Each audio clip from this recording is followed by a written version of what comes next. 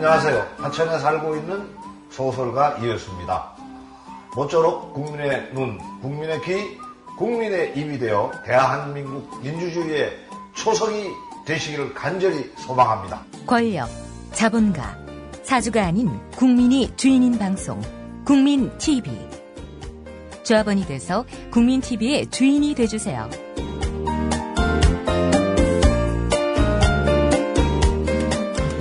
포털 사이트에서 미디어 협동조합 국민TV를 검색하세요. 국민TV 화이팅!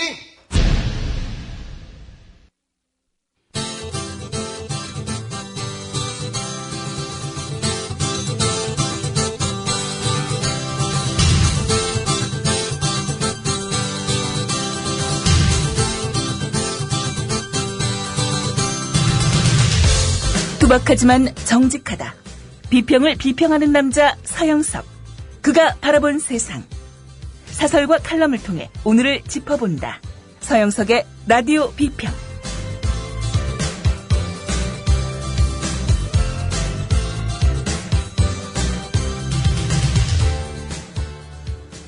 청취자 여러분 안녕하십니까.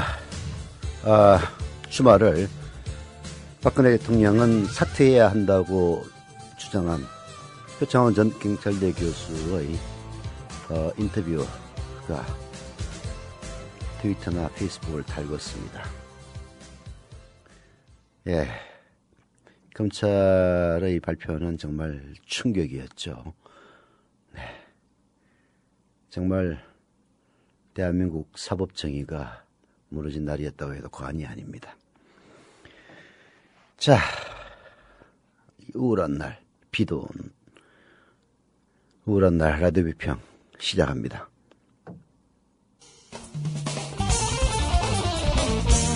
함께하고 계신 방송은 정치평론가 서영석 미디어 협동조합 이사가 진행하는 라디오 비평입니다.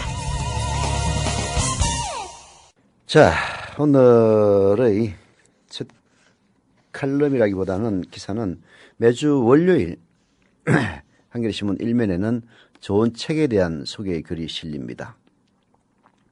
책 제목은요, How much is enough? 영어 발음이 아주 깨끗같습니다.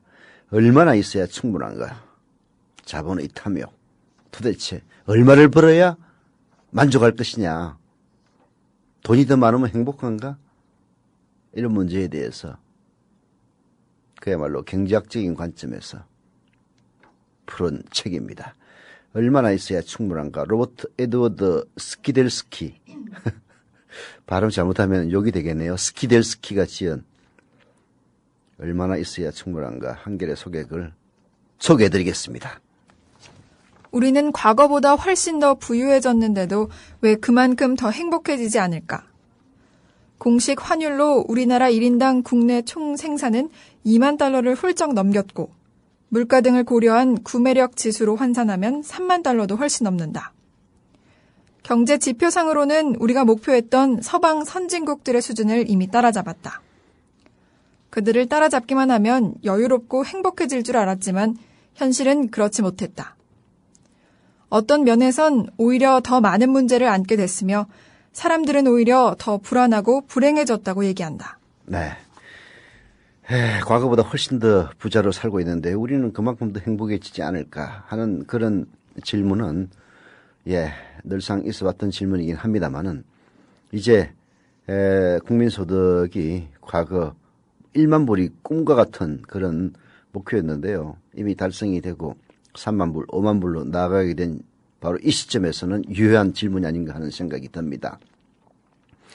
이런 역설적 상황에 대한 탄식과 반성을 토로하는 것은 서방 선진국들도 다를 바가 없다고 합니다. 그들 역시 우리와 닮은 역설 앞에서 당황스러워하고 거기서 벗어나려고 안간 힘을 쓰고 있습니다. 왜 이렇게 됐나? 왜? 어떻게 해야 이 난제를 해결할 수 있을 것인가? 존 메이너드 케인즈의 전기를 쓴 저명한 케인즈 연구자인 로버트 스키델스키, 영국 워릭대 정치경제학 석좌 교수네요.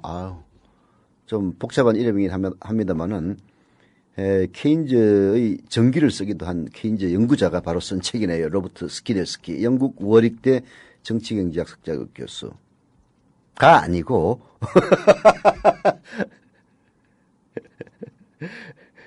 그분뿐만이 아니라 아들 에드워드 스키델스키와 함께 쓴 책입니다. 로버트 스키델스키와 에드워드 스키델스키 부자가 쓴 책이네요. 얼마나 있어야 충분한가는 바로 이 문제를 정면으로 다루고 있다고 합니다. 스키델스키는 케인스 연구자답게 케인스가 1928년에 케임브리지대 학생들을 상대로 한 강연 우리 후손을 위한 경제적 가능성을 화두로 삼아 이 문제를 천착한다. 그때 케인스는 100년 뒤 서방 선진국 소득은 4배에서 8배로 늘어나고 대다수 사람들은 일주에 15시간만 일해도 되는 세상이 될 것이라며 인류는 역사상 처음으로 노동에서 해방돼 자유와 여가를 어떻게 쓸 것인지를 고민해야 하는 자본주의 유토피아가 도래할 것이라고 예측했다. 그 100년이 10여 년 뒤로 다가온 지금 케인스의 예언은 빗나간 게 거의 확실해졌다. 얼마나 있어야 충분한가는 그 이유를 추적하고 나름의 대안을 제시한다. 그것은 좋은 삶의 회복이다. 스키델스키 부자는 부유해졌음에도 어떤 면에서는 부유해졌기 때문에 더욱 소비와 일에 중독되어 아무리 있어도 충분함을 느끼지 못하는 것은 좋은 삶이라는 이념에 대한 공적 논의가 사라졌기 때문이라고 주장한다. 그들은 충분히 가졌다는 것이 무슨 뜻인지에 대한 이해를 되살려내려면 우리가 질문을 다시 던질 줄 알아야 한다고 말한다. 잘 산다는 것은 무엇인가? 좋은 삶이란 과연 무엇인가? 정말 던져야 될 질문인 것 같습니다. 좋은 삶이란 과연 무엇인가? 방금 아프리카 TV의 채팅창에서는 부족한 것이 문제가 아니라 불공평한 것이 문제라는 언급이 올라왔는데요. 공감이 갑니다. 오늘 한겨레신문을 쭉 보면서 전철을 타고 출근을 했는데요. 거기서 공유경제라는 말이 나왔습니다. 공유경제. 예, 서로 나누는 겁니다. 뭐 예를 들어서 그 일반인이 자기 집에 비어있는 방을 외부 숙박객에게 빌려줍니다. 공유하는 거죠. 예를 들어서 뭐 순천만에서 무슨 박람회가 열린다. 그러면은 순천만 근처에 도시에 살고 있는 아파트 거주자가 자기 방이 비어 있다고 페이스북이나 뭐 아니면 어떤 특정한 커뮤니티에 그 글을 올립니다. 그러면은 거기에 가서 일을 볼 사람은 호텔이나 모텔에 숙박하는 대신에 바로 그 집에 가서 룸쉐어링을 하는 거죠. 적정한 대가를 지불하고. 이런 식의 공유경제 움직임이 우리 사회에도 점차 그 뿌리를 박아내리기 시작하고 있다는 기사를 봤습니다. 함께 나누고 함께 살아가는 것. 그게 더 중요한 거죠. 자기 혼자만 많이 벌어서 자기 자식과 자기 친족에게만 그 부를 나눠주겠다는 그런 발상이 바로 오늘날 대한민국 재벌의 그 잘못된 행태를 가져왔고 그런 것들이 결국은 이명박의 잘못된 국정원 운영, 잘못된 경찰청 운영으로 결과한 것이 아닐까 하는 생각이 듭니다. 예, 제가 이런 책들을 소개해 드리는 이유는 국민TV에서 일종의 북세미나를 기획하고 있었습니다. 좋은 책들을 가지고 세미나를 하는 이런 것들이 기획 단계에 있는데요. 앞으로 현실화되면은 많은 분들의 참여를 부탁드리겠습니다.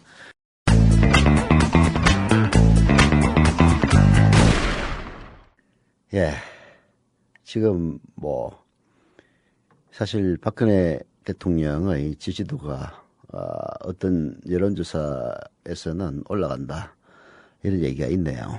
참 진실이 그 모습을 대중에게 드러내기까지에는 정말로 많은 사람들의 피와 땀과 노력과 눈물이 그 바탕에는 있는 겁니다. 그런 진실을 드러내기 위한 언론, 국민TV의 자리매김에 여러분들의 조합원 가입이 많은 도움이 됩니다. 다시 한번 제 방송이 진행되는 도중에 많은 분들의 조합원 가입 부탁을 드리겠습니다.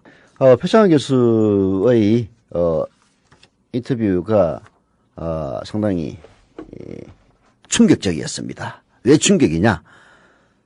박근혜 대통령과 새누리당이 무서워서 진실을 이야기하지 못하고 있는 그런 상황에서 용기 있게 진실을 얘기하고 있기 때문입니다.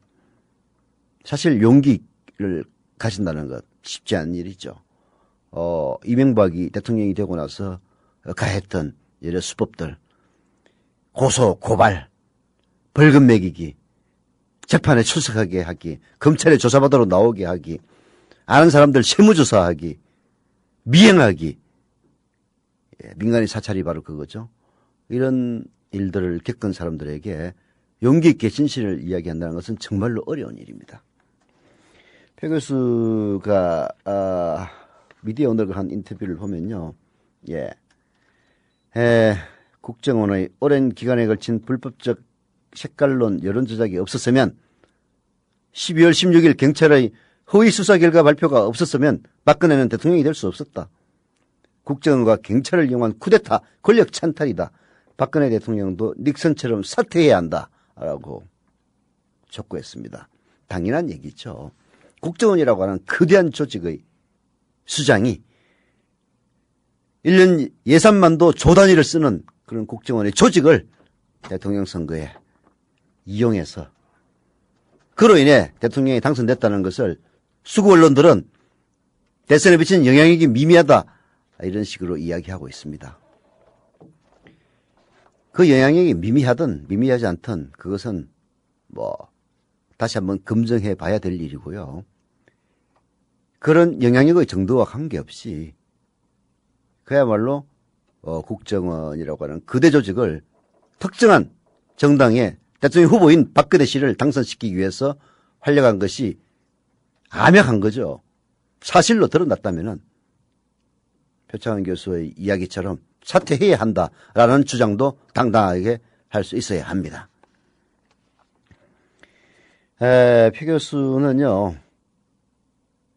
불법 댓글을 단 국정원 직원과 사건 은폐 조작에 가담한 경찰 직원들 모두 기소유예된 채 원세훈 당시 국정원장과 김영판 전 서울경찰청장만 불구속 기소된 것을 두고 표창원 교수는 국회를 불신하고 냉소하면 민주주의는 도대체 어디서 찾아야 하나. 오공비리도 국회 청문회가 밝히고 법정 일을 확인했다. 라면서 다음 아고라에 직접 국정원 게이트의 국정조사를 실시해달라는 이슈 청원을 올렸는데요. 지금 6만 명이 훌쩍 넘었다고 합니다. 빨리 10만 명 만듭시다.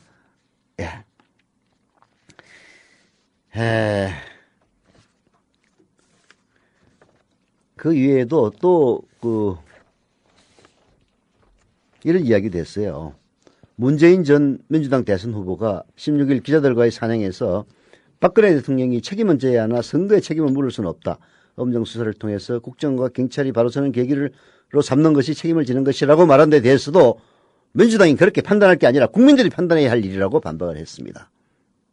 표창원 전 교수는요, 문재인 후보가 혹시라도 이미 대통령이 됐으니 사퇴나 그에 준하는 책임을 물을 수 없다는 말이라면 그것은 그분이 할 자격이 있는 말이 아니다. 용서를 해도 국민이 해야 하고 처벌을 해도 투표권을 도둑맞은 국민이 해야 한다. 국민 누구나 범죄를 저지르면 처벌받듯이 정권이든 정부든 마찬가지다. 만약 비판은 가능하지만 책임을 물을 수 없다는 취지라면 동의할 수 없다. 라고 이야기를 했습니다. 동감입니다. 문재인 의원은 본인이 당사자이기 때문에 그런 이야기를 할 수 있을지는 모르겠는데요. 박근혜 정권이 탄생 자체가 그런 불법성이 개재된 상태에서 특히 김용판의 그 거짓말, 국정원 경찰청 CCTV 통해서 이미 적나라하게 드러나지 않았습니까? 범죄자예요. 당장 집어넣어야 됩니다. 김용판은. 이런 상황에서 대통령이 된 박근혜 대통령 정당성을 이미 상실하고 있습니다. 거기에 대한 판단은 국민이 하는 거예요. 문재인 후보가 하는 게 아닙니다. 용서를 해도 국민이 하고 심판을 해도 국민이 하는 겁니다. 어떤 국민이라도 죄를 지으면 처벌을 받습니다. 정권이든 성공한 쿠데타라고 해서 처벌할 수 없단 말입니까? 네. 오늘 한겨레 신문의 칼럼에는 장덕진 서울대 교수가 최소한의 합의는 무엇이냐라는 칼럼을 실었는데요. 정말 공감이 가는 칼럼입니다. 소개해드리겠습니다. 지금 드러나고 있는 원세훈 전 국정원장이나 김용판 전 서울경찰청장의 선거 개입 행태는 한국 사회에서 최소한의 합의가 무엇인지에 대해 심각한 질문을 제기한다. 이들의 행동은 물론 법에 따라 처벌받아야 마땅하다. 하지만 정부 조직의 근간이라 할 국정원이나 경찰의 수장들이 보인 행동은 단순히 이들에 대한 처벌을 넘어서 한국 사회가 과연 어떤 기반 위에 서 있는 것인지, 드러나지 않는 공범은 누구인지, 이들을 처벌하고 나면 앞으로는 이런 일이 벌어지지 않을 것인지 등 여러 가지를 묻지 않을 수 없게 한다. 네, 정말 많은 것을 묻게 만듭니다. 장덕진 서울대 교수는 이렇게 얘기를 하고 있습니다. 원세훈의 드러난 발언들을 보면 그는 40여 명의 국회의원을 종북 좌파로 몰았고 선거를 통해 당선된 현직 시장, 박원순이죠. 현직 시장이 한나라당 소속이 아니라는 이유만으로 나라의 체제를 부정하는 사람이라고 규정했습니다. 그리고 이러한 상황 판단에 기초해서 국가의 핵심 인재여야 할 국정원 직원들에게 댓글이나 열심히 달라고 지시한 것입니다. 그의 발언이 드러난 문제점은 한두 가지가 아니죠. 원세훈은 정부기관이 하지 말아야 할 선거 개입을 당연한 것으로 생각했고 당시 한나라당 혹은 현 새누리당 소속 후보만 당선되어야 한다는 강한 정파적 편향에 입각해 공직을 수행했고 무엇보다 민주주의 그 자체를 송두리째 부정했습니다. 장덕진 교수는 이렇게 덧붙입니다. 내가 궁금한 건 이런 생각을 가진 사람이 공직에 그것도 국정원이라고 하는 최고 권력기관의 수장 자리에 오를 수 있는 대한민국은 과연 어떤 나라인가 하는 점이다. 라는 겁니다. 이명박의 나라죠. 박근혜의 나라죠. 기득권의 나라입니다. 도대체 국정원 엄정 중립을 지켜야 될 국정원법에 정치적 중립 의무가 명기되어 있습니다. 박정희가 중앙정부부를 통해서 자기의 권력 연장을 시도하고 그리고 자기의 반대하는 사람을 고문하고 그리고 기어코 많은 사람들을 죽음으로 몰아넣었던 바로 그런 전철을 밟지 않게 하기 위해서 국정원법을 개정해서 정치적 중립 의무를 명기했던 겁니다. 정면으로 위반했어요. 그런 위반한 인간이 지금 정권이 연장됐다고 해서 이명박 정권에 이어서 박근혜 정권이 연장된 겁니다. 국민 여러분들은 정권이 교체된 걸라고 쏘갔는지는 모르겠습니다만은 연장된 거죠. 그러니까 원세훈을 불구속 기소하고 그리고 김용판 같이 파렴치한 범죄를 저지른 인간을 불구속 기소하는 이런 만행을 저지르는 거 아닙니까? 예. 정말 대한민국이 어떤 나라인가 다시 한번 묻게 됩니다. 이어집니다. 대선 기간 중 문제가 된 국정원 여직원의 노트북에서 유력한 증거를 신속하게 찾아내고도 김용판 전 청장의 개입으로 진짜 증거를 폐기하고 가짜 증거를 만들어준 경찰의 분석관들은 어떤 심정이었을까? 억지로 만들어져야 했던 가짜 증거가 대선을 이틀 앞두고 방송을 타는 것을 지켜봐야 했던 그들의 심정 말이다. 경무에 시달리면서도 민중의 지팡이라는 자긍심으로 버티는 수많은 경찰 공무원들에게 이것은 또 어떤 상처를 안겼을까? 다음번에 비슷한 사건이 터지기라도 한다면 그들은 공정하고 적극적인 수사를 하려고 할까? 아니면 해봐야 안 될 게 뻔하니 알아서 기를까? 또다시 궁금해지는 것은 자신이 평생을 몸담았던 조직을 망가뜨려서라도 정권에 충성하고 일신의 영달을 추구하는 사람이 수도 서울경찰의 수장 자리에 오를 수 있는 대한민국은 과연 어떤 나라인가 하는 점이다. 자신이 평생을 몸담았던 조직, 경찰 조직을 망가뜨려서라도 정권에 충성하고 이명박에게 충성하고 박근혜에게 충성하고 자신의 일신의 영달을 추구하려는 인간이 수도 서울경찰의 수장, 서울경찰청장에 오를 수 있는 대한민국은 과연 어떤 나라인지 정말 궁금합니다. 예. 장덕진 교수의 결론 부분 길지만 소개해드리겠습니다. 정파와 세대와 지역과 종교 따위에 상관없이 대한민국 사람이라면 동의할 수밖에 없는 강한 도덕적 의무를 느끼는 최소한의 합의는 무엇인가? 이것이 없으면 제2, 제3의 원세훈과 김용판 같은 사람들이 계속해서 고위공직에 오르는 것을 막을 길이 없다. 민주주의가 그 최소한의 합의였으면 좋겠지만 이번에 드러났듯 국정원장을 4년씩이나 지낸 사람의 발언이나 서울 경찰의 수장이 보인 행태를 보면 민주주의는 아직까지 확고하게 그 자리를 차지하지 못한 것 같다. 인권이 그 최소한의 합의였으면 좋겠다. 하지만 어린 학생들 때리지 말자는 학생 인권 조례에 어른들이 정색하고 반대하는 모습이나 특정 종교의 반대 때문에 차별금지법조차 만들어지지 못하는 모습을 보면 인권조차도 아직 그 자리를 차지하지 못한 것 같다. 국정원 사건과 관련해 대통령이 분명한 입장을 내놔야 한다는 요구가 점점 강해지고 있는데 여기에는 이들이 위반한 최소한의 합의가 무엇이었는지에 대한 언급도 포함되는 것이 옳다. 정치권은 그 최소한의 합의를 치열하게 토론하고 궁극적으로는 헌법적 가치로 분명히 해야 한다. 그렇지 않다면 우리는 우리의 인권을 경시하고 우리의 민주주의를 부정하는 사람들에게 계속해서 운명을 맡기게 될 것이다. 예, 중요한 포인트입니다. 그렇지 않다면 우리는 우리의 인권을 경시하고 우리의 민주주의를 부정하는 사람들에게 계속해서 운명을 맡기게 될 것입니다. 예, 자기 자신이 해당자가 아니라서 괜찮다고요? 그렇게 얘기하는 순간 어느 날 당신은 당신의 인권과 당신의 권리를 부정당하게 될 겁니다. 지금 박근혜 정권의 초반은 바로 이 문제를 뭉개기 위해서 아마도 물밑에서 총력을 기울였을는지도 모르겠습니다. 예, 언론이 과거처럼 철권으로 통제하는 것은 아니지만은 주류 언론들 그리고 방송사의 수장들을 자기 입맛에 맞는 사람들로 교체해 놓은 덕분에 이런 문제점을 계속 지적하지 않고 있고 국민들은 불행하게도 아직 실상을 제대로 잘 모르고 있는 것 같습니다. 그러나 이런 일들은 결국은 모두가 다 알게 되는 겁니다. 다만 그 시간이 문제일 뿐이죠.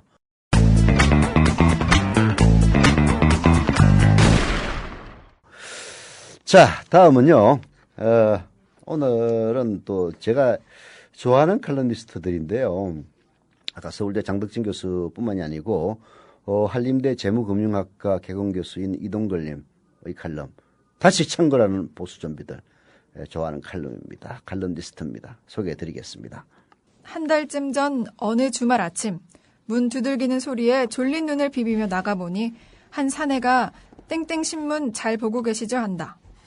신문 구독료를 받으러 온 줄 알았다.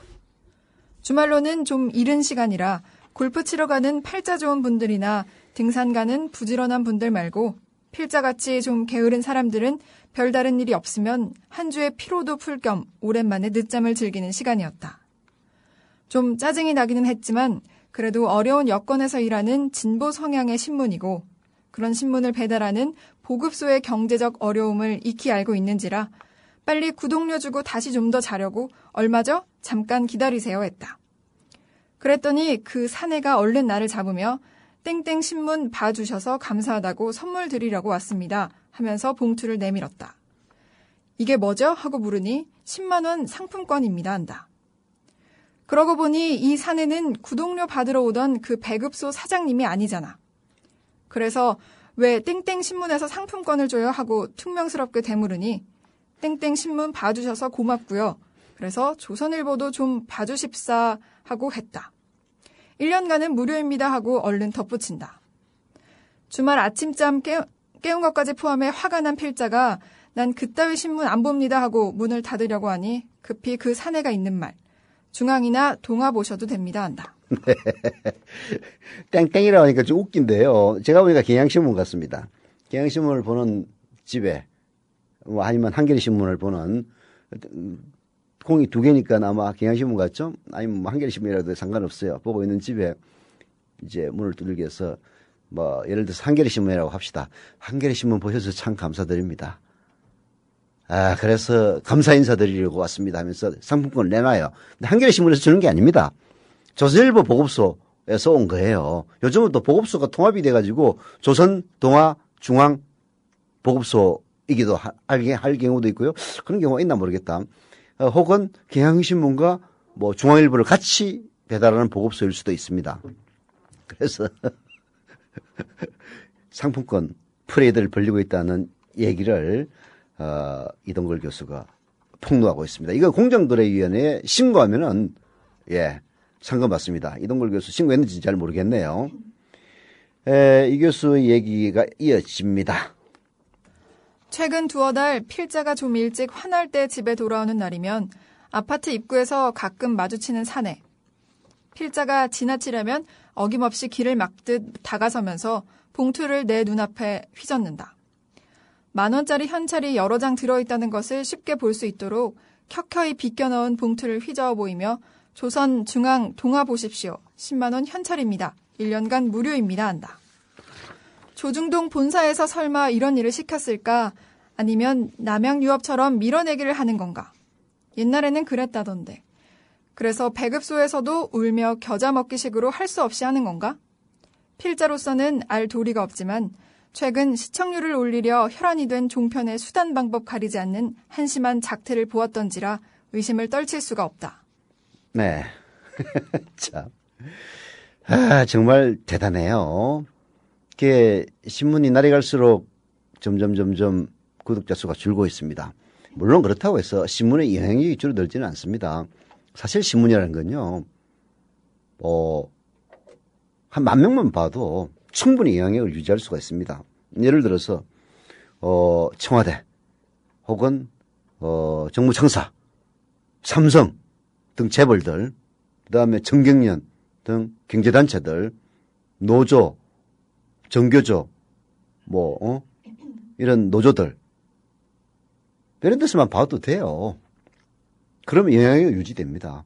대학도 빼놓을 수 없죠, 교수들. 그럼에도 불구하고 구독자 수를 늘리려고 하는 것은 역시 광고 때문이죠. 광고는 교수 10명이 보는 것보다는 평범한 사람 1,000명이 보는 것이 훨씬 더 광고 효과가 큽니다. 그래서 공정거래위원회에서는 신문에 대해서 고시를 해서 이런 식의 돈을 가지고 경품이죠.